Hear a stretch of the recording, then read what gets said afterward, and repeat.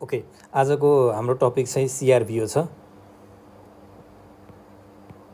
सिआरभिओ चाहिँ सिआरभिओ भनेको चाहिँ के हो त भन्दाखेरि it is a central retinal vein occlusion हो है।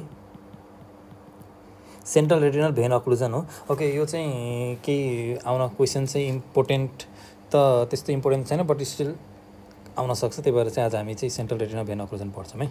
ओके, सुरुमा चाहिँ हामीले बुझ्नुपर्छ सेन्ट्रल रेटिनल भेन अक्लुजन यो चाहिँ second most common vascular disorder हो है। Second most common vascular disorder of the retina है। Disorder of the retina disorder after चाहिँ के हो त आफ्टर डायबेटिक रेटिनोप्याथी। ठिक छ, डायबेटिक रेटिनोप्याथी पछि चाहिँ second most common vascular effect हो यो भनेको। मोस्टली यसले चाहिँ केलाई एफेक्ट गर्छ त mostly effect 4 to 6 decade of life है। 4 to 6 decade of life 40 to 60 को उमेरको लाइफलाई चाहिँ यसले धेरै एफेक्ट गर्छ।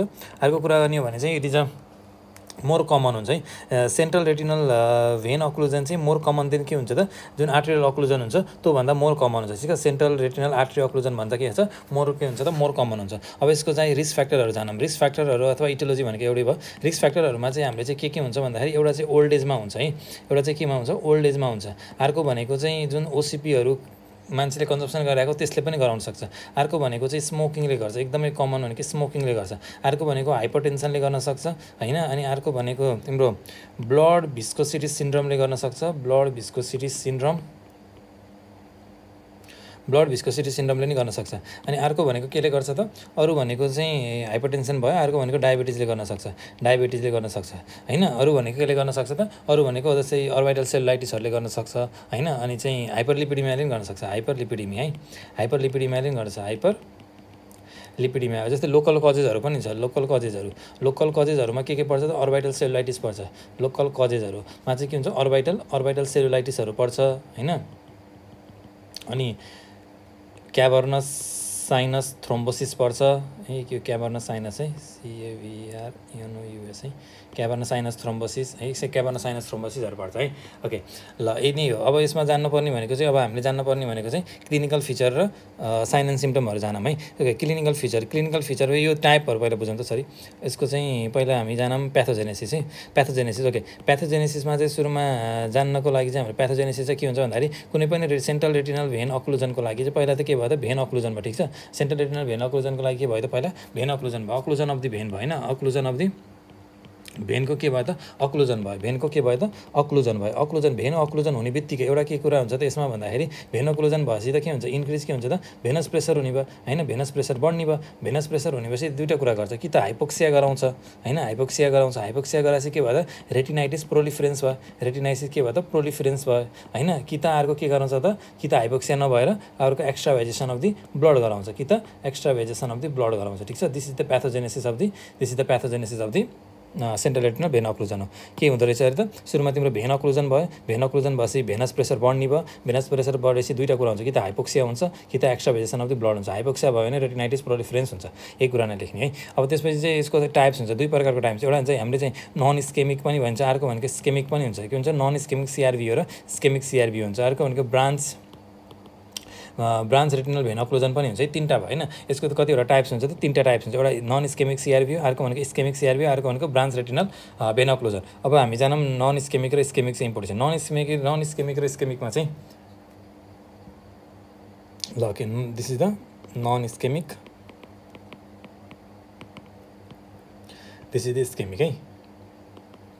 ओके, सुरुमा सिम्टमहरू यसमा चाहिँ के हुन्छ भन्दाखेरि माइल्ड टु मोडरेट के हुन्छ त भिजुअल लस हुन्छ। ठिक छ, लस अफ भिजन हुन्छ।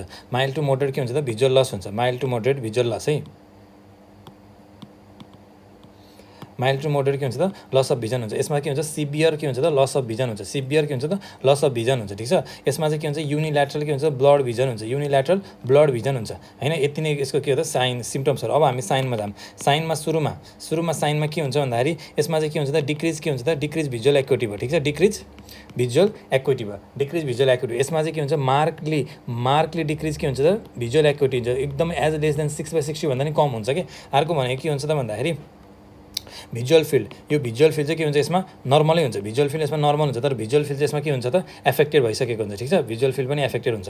अब अर्को कुरा हेमोरेज हुन्छ। यसमा के हुन्छ त हेमोरेज हैन, मल्टिपल के हुन्छ त हेमोरेज हुन्छ। ठिक छ, यसमा नि हेमोरेज त हुन्छ। कस्तो सेपको हेमोरेज भनिन्छ हामीले जुन चाहिँ स्प्यास ससेर हेमोरेज हुन्छ, स्प्यास ससेर हेमोरेज हुन्छ, ठिक छ। त्यसपछि अर्को भनेको चाहिँ कटन वुल, यसमा कटन वुल स्पोटहरू हुन्छ तर यसमा मल्टिपल कटन वुल स्पोट हुन्छ, ठिक छ। त्यसपछि अर्को भनेको चाहिँ के हुन्छ त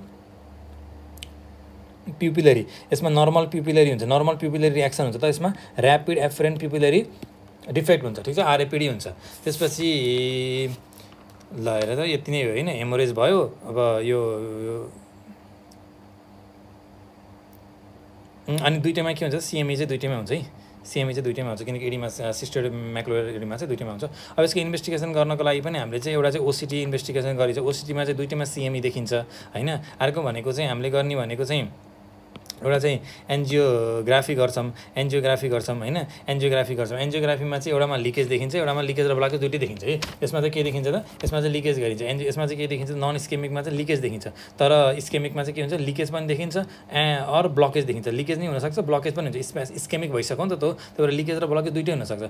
र के हुन्छ त अनि क्यापिलरीको पर्फ्युजन पनि हुन्छ, क्यापिलरी नन पर्फ्युजन पनि हुन्छ, नन पर्फ्युजन हुन्छ, ठिक छ। एन्जियोग्राफी गर्न सकिन्छ इन्भेस्टिगेसनमा, ओसिटी गर्न नि सकियो, यदि होइन अझै गर्नु छ भने हामीले इआरजी पनि गरिन्छ, इआरजी पनि गरिन्छ। इआरजी चाहिँ के हुन्छ त इआरजी है यो जी है, इआरजी चाहिँ के हुन्छ यो नर्मल हुन्छ, इआरजी चाहिँ होइन यो नर्मल हुन्छ तर यसमा चाहिँ के हुन्छ डिक्रिज के हुन्छ बी वेभ चाहिँ के हुन्छ त घट्छ है, डिक्रिज बी वेभ हुन्छ, ठिक छ, डिक्रिज बी वेभ। ल अब यसको ट्रिटमेन्टको कुरा जानु हमेसा मेन कुरा भनेको ट्रिटमेन्ट हो। ट्रिटमेन्ट भनेको सुरुमा त हामीले ट्रिटमेन्ट अफ द अन्डरलाइन कजेसहरूलाई ट्रिट गर्नु पऱ्यो, स्मोकिङलाई एभोइड गर्न भन्नु पऱ्यो, हाइपरटेन्सनहरू हाइपरलिपिडिमियाहरू होइन, अनि तिम्रो डायबिटिजहरूलाई के गर्नु पऱ्यो त म्यानेज गर्नु पऱ्यो, कन्ट्रोल होइन म्यानेज गर्न सक्नु पऱ्यो यसलाई। र त्यसपछि चाहिँ हामीले बल्ल के गर्छौँ त स्पेसिफिक म्यानेजमेन्ट जान्छौँ। स्पेसिफिक ट्रिटमेन्ट भनेको तिम्रो नन स्केमिक र स्केमिक छ। स्केमिकमा चाहिँ के गरिन्छ एउटा पिआरपी गरिन्छ, पर रेटिनल के हुन्छ त के गरिन्छ त पिआरपी गरिन्छ, ठिक छ। अब त्यसपछि अर्को के गरिन्छ यसमा एन्टिभिजिएफ पनि दिन्छ, एन्टिभिजिएफ इन्जेक्सन, एन्टिभिजिएफ इन्ट्राभिट्रियल इन्जेक्सन पनि दिन्छ, ठिक छ। त्यसपछि अर्को नन स्केमिकमा हामीले एउटा गर्ने भनेको के हो त भन्दाखेरि एउटा त तिमीले एन्टिभिजिएफै दिन्छौ, एउटा त एन्टिभिजिएफै दिन्छ सजिलो, एन्टिभिजिएफै दियो होइन। अर्को भनेको के गरिन्छ त अर्को भनेको यसमा 0.7 mg के दिन्छ त डेक्सामिथासोन दिन्छ, डेक्सामिथासोन दिन्छ, कति कसरी इन्ट्राभिट्रियल्ली दिन्छ। अर्को भनेको चाहिँ के दिन्छ भन्दाखेरि ट्राइएम्सिलोन दिन्छ, के दिन्छ इन्ट्राभिट्रियल्ली नै के दिन्छ त ट्राइएम्सिलोन दिन्छ, ठिक छ, ट्राइएम्सिनोलोन दिन्छ। ल त्यसै त ट्रिटमेन्ट फर द के हो त नन स्केमिक सिआरभी हो, ठिक छ, यही नै हो। अब अर्को भनेको चाहिँ त्यसै यति नै हो। ल सिआरभीको सर म एक्चुअली चाहिँ रिभिजन गराइदिन्छु। सिआरभी भनेको चाहिँ के रहेछ भन्दाखेरि त्यसै त सेन्ट्रल रेटिनल भेन अक्लुजन हो होइन। यो भनेको चाहिँ के हो त second most common vascular disease after the diabetic retinopathy हो र 4 to 6 डिकेड अफ द लाइफमा हुन्छ। सिआरबी चाहिँ के भन्छ धेरै मोर कमन छ सिआरए भन्दा, ठिक छ। रिस्क फ्याक्टरको कुरा गर्दाखेरि चाहिँ के हुन्छ त ओसिपी हुन्छ हामीले होइन। अनि अर्को भने के हुनसक्छ त इल्डरली एजमा हुनसक्यो, अरू भनेको हाइपरटेन्सन हुनसक्छ, हाइपरलिपिडिमिया हुन्छ, स्मोकिङ हुन्छ, ब्लड भिस्कोसिटी सिन्ड्रोमहरूले गर्दा हुन्छ होइन। त्यसपछि अर्को भनेको डायबिटिज, हाइपरलिपिडिमिया, लोकल कजेसमा अर्बिटोसेलाइटिसहरू हुन्छ, क्याबोनोसाइनस, थ्रोम्बोसिस हुन्छ।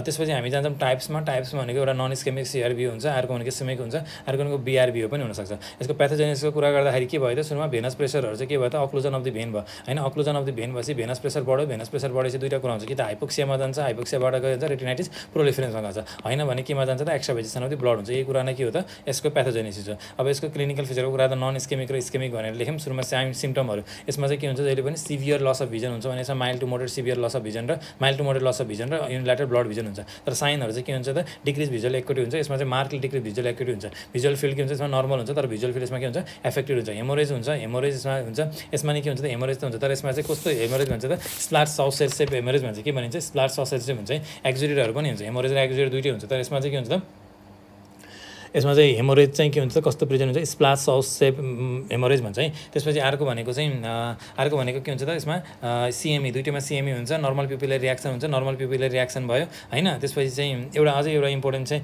यो स्केमिक सिआरबीमा चाहिँ हामीले के भनिन्छ भन्दाखेरि यसलाई चाहिँ 100 डे अथवा 90 डे ग्लाउकोमा पनि भन्छ। एकदम यो सम्झिने यसलाई चाहिँ के भन्छ त 100 डे ग्लाउकोमा पनि भन्छ, 100 डे ग्लाउकोमा अथवा 90 डे 3 महिनापछि चाहिँ ग्लाउकोमा हुन्छ, किन नियोभास्कुलर ग्लाउकोमा भन्छ कि यसपछि चाहिँ त्यही भएर यसलाई चाहिँ के लेखेको यसलाई स्केमिकलाई भन्छ, ठिक छ। त्यसपछि अर्को भनेको चाहिँ कटन वुल स्पोट, यहाँ कटन वुल चाहिँ कटन वुल स्पोट त हुन्छ, यसमा नि के हुन्छ त cotton wool spot maybe present हुन्छ तर यसमा मल्टिपल हुन्छ भनेको धेरै हुन्छ होइन। कटन वुल स्पोट के हुन्छ increase number of cotton wool spot हुन्छ, ठिक छ। त्यसपछि अर्को भनेको अब इन्भेस्टिगेसनको लागि हामीले ओसिटी गरिन्छ, एन्जियोग्राफी गरिन्छ, इआरजी गरिन्छ, इआरजी है यो इआरजीमा के देखिन्छ नर्मल देखिन्छ, यसमा डिक्रिज बिवेभ देखिन्छ, एन्जियोग्राफीमा के देखिन्छ लिकेज देखिन्छ, यसमा लिकेज र ब्लकेज प्लस क्यापिलरीको नन पर्फ्युजन पनि देखिन्छ, ओसिटीमा के देखिन्छ दुईटैमा सिएमई देखिन्छ। ट्रिटमेन्टको कुरा गर्दाखेरि ट्रिटमेन्ट अफ द अन्डरलाइन कजेसहरू चिजहरू स्मोकिङलाई एभोइड गर्ने, हाइपरटेन्सन, डायबिटिज, मलाइटिस, हाइपरलिपिडेमियाहरूलाई कन्ट्रोल गर्ने। स्पेसिफिक गऱ्यो भने नन इस्केमिकमा के हुन्छ त एन्टिभिजिएफ दिन्छ हैन, एन्टिभिजिएफ दिन्छ। यसमा नि के हुन्छ अर्को 0.7 mg डेक्सामेथासोन इन्ट्राभिट्रली दिन्छ र अर्को भनेको इन्ट्राभिट्रली के हुन्छ ट्राइएमसिनोलोन पनि दिन्छ। यसमा चाहिँ के गरिन्छ PRP र एन्टिभिजिएफ मेडिकेसनहरू दिन्छ।